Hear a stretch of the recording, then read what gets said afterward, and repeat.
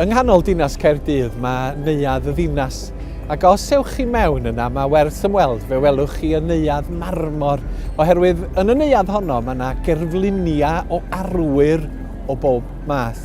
O'r cyfnod cyn hanesyddol bron iawn hefo rhywun fel Buddig i Gerallt Gymro, ac yna pobl fwy cyfoes fel Williams Pantycelyn, ac yna mae ganddoch chi arwyr hanesyddol fel Llywelyn ap Gruffydd, sef Llywelyn ein lliw olaf, ac yna Owain Glyndŵr, un o arwyr mawr yn cenedl ni fel Cymru.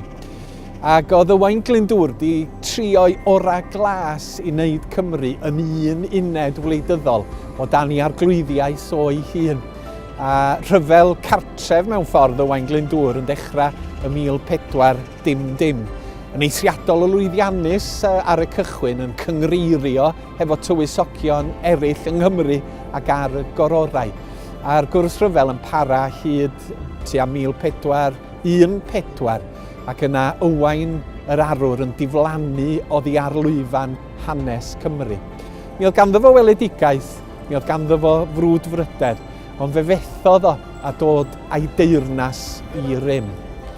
A phan da ni'n meddwl am yr arglwydd Iesu Grist, fod i'r arwr go iawn i ni, arwr ffydd. Oherwydd pan ddaeth Iesu Grist, fe ddaeth i bregethu teyrnas Dduw. Ac ynghlwm wrth deyrnas Dduw, mae yna gymaint o bethau. Mi oedd o'n sôn am gyfiawnder rhwng pobl a'i gilydd. Fe ddysgodd i ni sut i fyw mewn heddwch efo'n gilydd, maddau i elynion, gwrthod dial, edrych ar ôl y gwan a'r bregus o fewn i'n cymunedau. A thrwy i farwolaeth a'i atgyfodiad ar y groes, fe warantodd o fod teyrnas Dduw yn dod yn ei grym, ac y bydd hi eto yn dod yn y dyfodol. Mae'n adnod yn dod i'r meddwl wrth feddwl am Iesu Grist fel arwr. Yn y pethau hyn i gyd, yr ydym yn fwy na choncwerwyr trwy'r hwn a'n carodd ni. Rwyf yn gwbl sicr na angau na bywyd, llywodraetha, na dim oll a grewyd, ein gwahanu ni oddi wrth gariad Duw yng Nghrist Iesu.